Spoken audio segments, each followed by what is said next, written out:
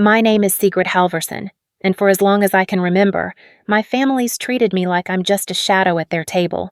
No matter what I've done, how hard I've worked, or what I've built, it's never been enough to earn their respect.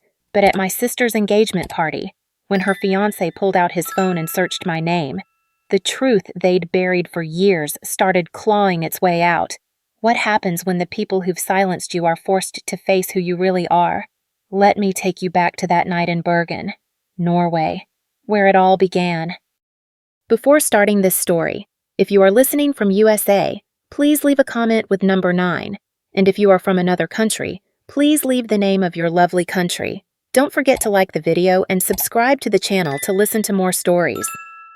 The air was crisp, carrying that sharp, salty tang from the Sognefjord, the fjord that stretched out like a dark mirror beyond the cliffs. The Halvorsen family's wooden villa, perched on a hillside overlooking the water, glowed under strings of golden lights.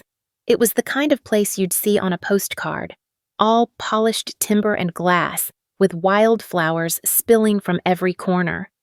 My sister Astrid had planned her engagement party down to the last detail, and it showed. Crystal flutes sparkled on linen-draped tables, candles flickered in frosted jars, and a quartet played soft Nordic melodies that drifted over the laughter.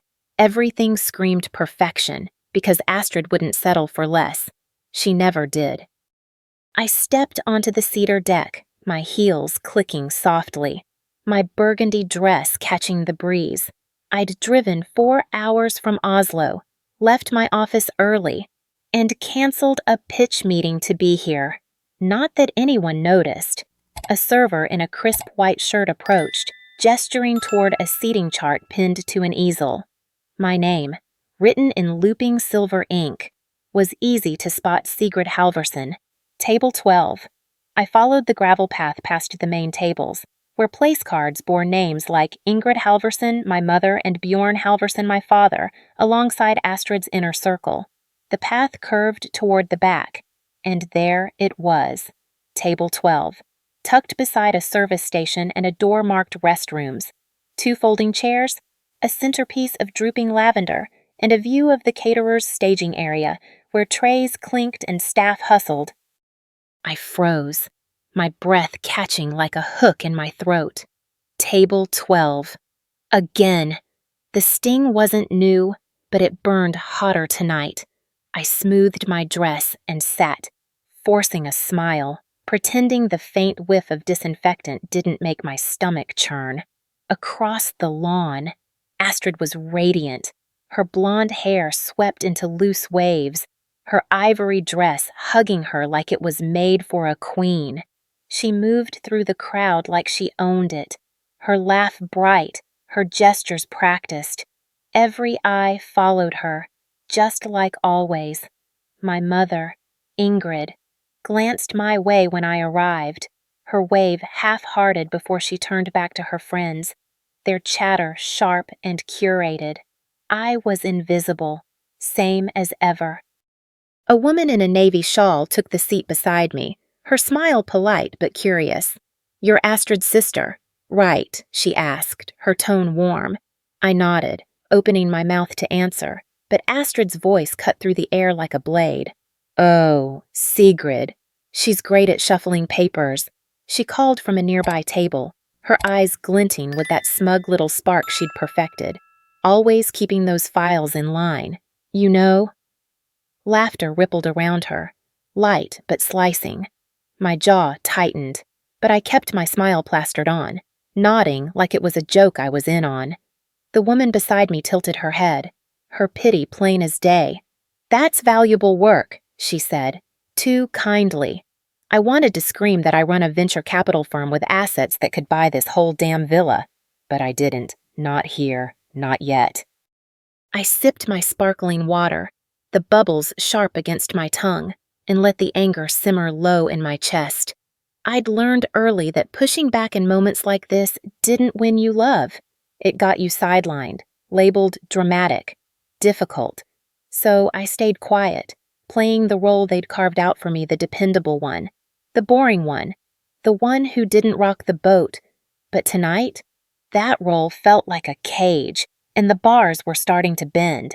I glanced across the yard at Erik Larsen, Astrid's fiancé, standing near the stone fireplace with a glass of aquavit. He wasn't laughing with the others. His eyes scanned the crowd, lingering on me for a split second. There was a flicker in his expression, a tiny crease between his brows, like he'd caught a glitch in Astrid's perfect script. He saw something, maybe the way my mother's eyes slid past me, maybe the way Astrid's joke landed like a slap. Whatever it was, it stuck. A cousin, Freya, passed by on her way to the buffet, leaning in with a syrupy smile. "So sweet of you to make the trip," she whispered, her voice dripping with condescension. "I know this isn't really your scene." I nodded, my smile tight, storing her words like kindling for a fire I hadn't planned to light. When I offered to clear a few plates later, Astrid waved me off with a laugh that stung worse than her words. "Sigrid, chill. You're not the help," she said, glancing at her friends to make sure they heard. I sat back down at table 12, alone again, the fjord's cold breath creeping up my spine. My fingers tightened around my glass, the rage bubbling hotter now, a pulse in my veins I couldn't ignore. Astrid could play her part, but something in me was done swallowing her lies. I didn't know how, but I knew this night wouldn't end with me fading into the background. Not this time. The golden lights strung across the villa's cedar deck flickered like they were mocking me, each glow a reminder of the stage Astrid had set to shine on. I sat at table 12, the clink of glasses and the quartet's soft Nordic strings fading into a dull hum as my mind drifted. My sparkling water was flat now, the bubbles gone, much like the hope I'd once had that my family would see me for who I was. The rage that had sparked earlier wasn't new. It had roots, deep ones, tangled in years of being pushed aside. I wasn't just fighting tonight's slight, I was fighting a lifetime of them. And as I watched Astrid glide through the crowd, her laugh sharp as a blade, I knew something was shifting inside me, like a tide pulling back before it crashes. I was 6 years old, clutching a watercolor painting I'd spent weeks perfecting for a school contest. It was a fjord at dusk, waves catching the last light, a tiny boat bobbing alone. My teacher had pinned a silver ribbon to it, called it haunting. I'd run home to our Oslo apartment, bursting to show my parents.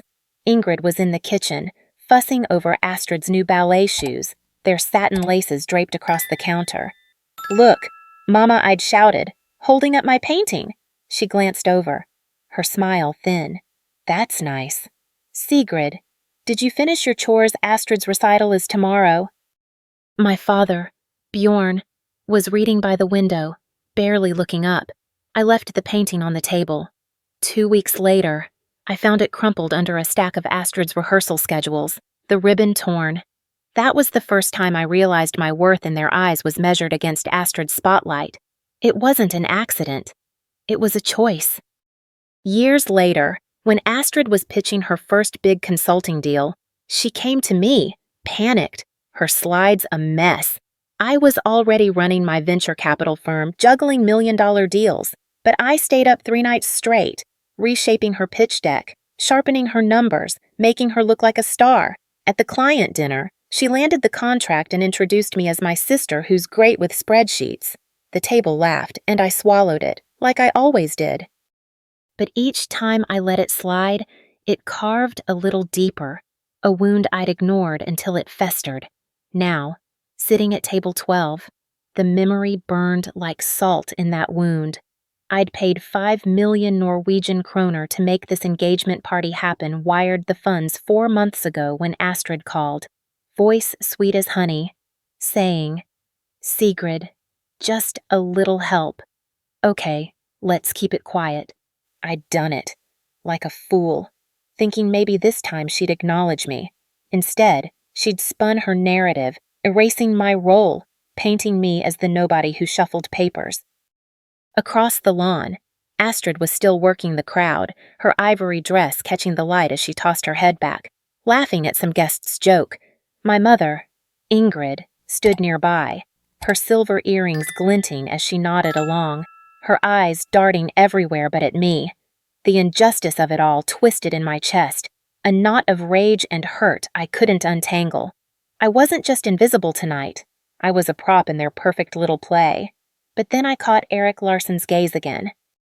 He was standing by the stone fireplace, his aquavit untouched, his phone now in his hand.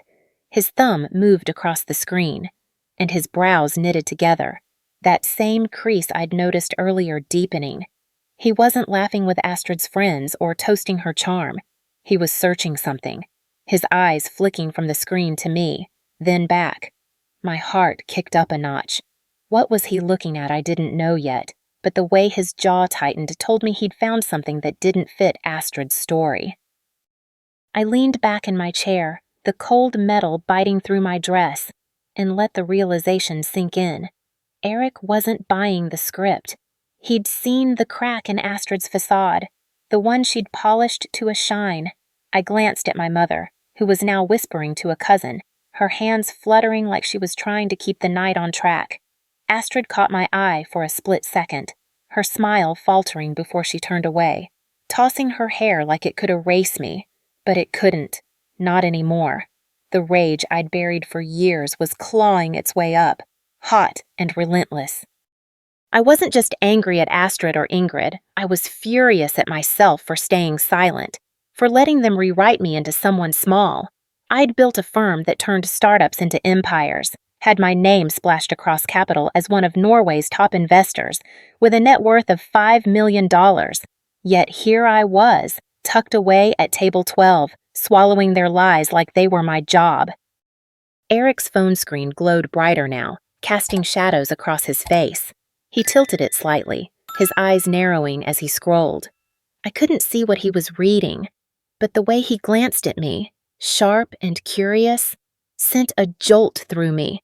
He'd found something, maybe the Capital article, maybe the list of my firm's investments that could buy this villa twice over. Whatever it was unraveling Astrid's carefully spun tale. My fingers tightened around my glass, the cold biting my skin.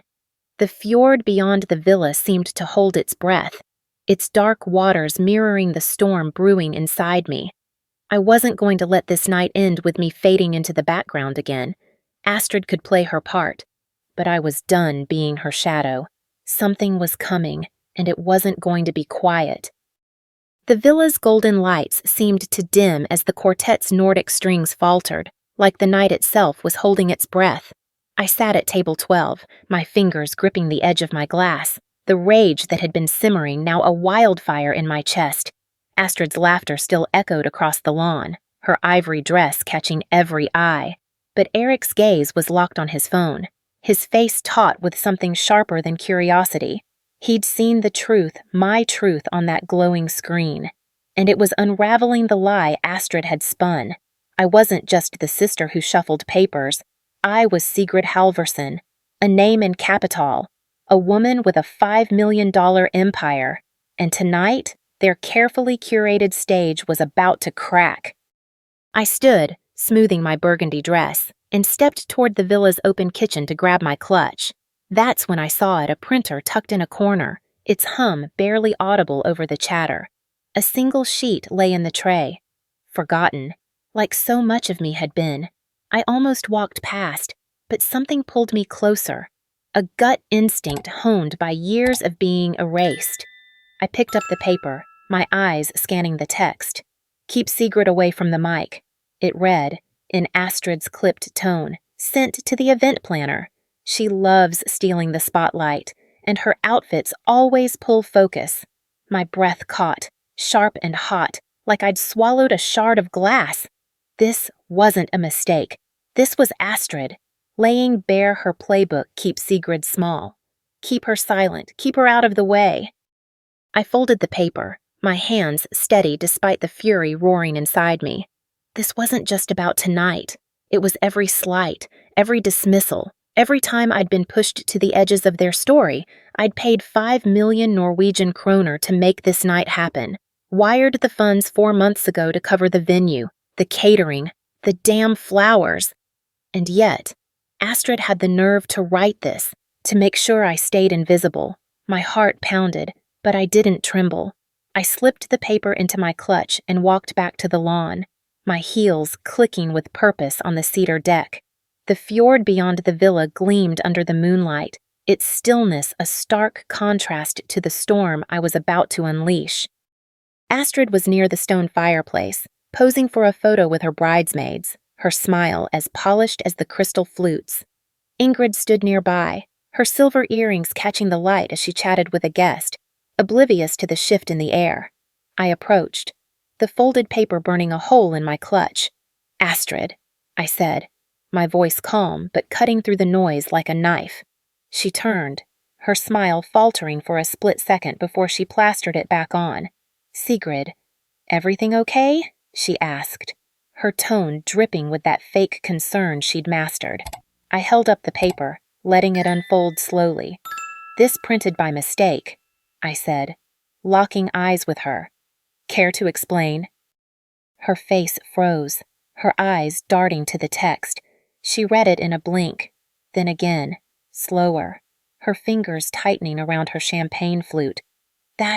I didn't mean it like that," she stammered, her voice too high, like a performer who'd missed her cue. "It was just a draft. Sigrid, you're blowing this out of proportion. I didn't flinch. No, Astrid, this I saw. System is exactly what you meant." I cut her off, my voice steady as steel. "You meant every word. You've been writing me out of your story my whole life, and I'm done letting you." Her mouth opened, but no words came. The crowd around us had gone quiet, heads turning, phones glowing as guests started to sense the shift. I pulled out my clutch and placed 2 documents on the table, a contract and an invitation. "This," I said, holding up the contract, "is the proof I paid 5 million Norwegian kroner for your perfect night. Signed by me, 4 months ago." I let it drop onto the linen, the paper landing with a soft thud. "And this," I continued, placing the invitation beside it, "is the original design I created. Listing me as co-host, you erased me. Astrid, but you can't erase the truth." Gas. Siri's eyes widened, then fell to her lap. She grabbed the invitation, her fingers trembling as she stared at her name under "hosted by Sigrid Halvorsen." The crowd murmured, some pulling out their phones, whispering. I caught Eric's gaze, his phone still in hand, his jaw tight. "Is this true?" he asked, his voice low but sharp. I nodded. Every word. The contract showed my signature. The amount circled in bold 5 million Norwegian kroner. The invitation was unmistakably mine, clean lines, elegant font, my name clear as day. "You wanted me gone. Astrid, but the truth doesn't care about your spotlight." Guests were openly staring now, some tapping their screens, pulling up articles. A woman in a blue dress gasped, "She's in Capital, the one about top investors under 40. Another murmured, $5 million. "Did you know that?" The whispers spread like wildfire, phones glowing brighter as the truth rippled through the crowd. Astrid's face drained of color, her smile a brittle mask. Ingrid stepped forward, her lips tight, trying to salvage the moment. "Sigrid, let's not make a scene," she said, her voice sugary but strained. I ignored her, my eyes locked on Astrid. "A scene, no, mother. This is reality." Astrid tried to laugh it off, her voice shrill. "You're being ridiculous! Sigrid, this is my night." I stepped closer, my voice low and cold. "It's my night too. Astrid, I paid for it. I designed it. And I'm done being your backdrop." Eric's eyes flicked between us, his phone now dark, but his silence spoke louder than words. A guest near the bar whispered, "She funded the women's shelter last spring, anonymously." Another nodded. "I saw her name in that Capital feature. Why didn't they mention it?" Astrid's jaw twitched, her fingers brushing her hair 3 times in a nervous tick. "It wasn't relevant," she said, her voice thin. "It wasn't convenient."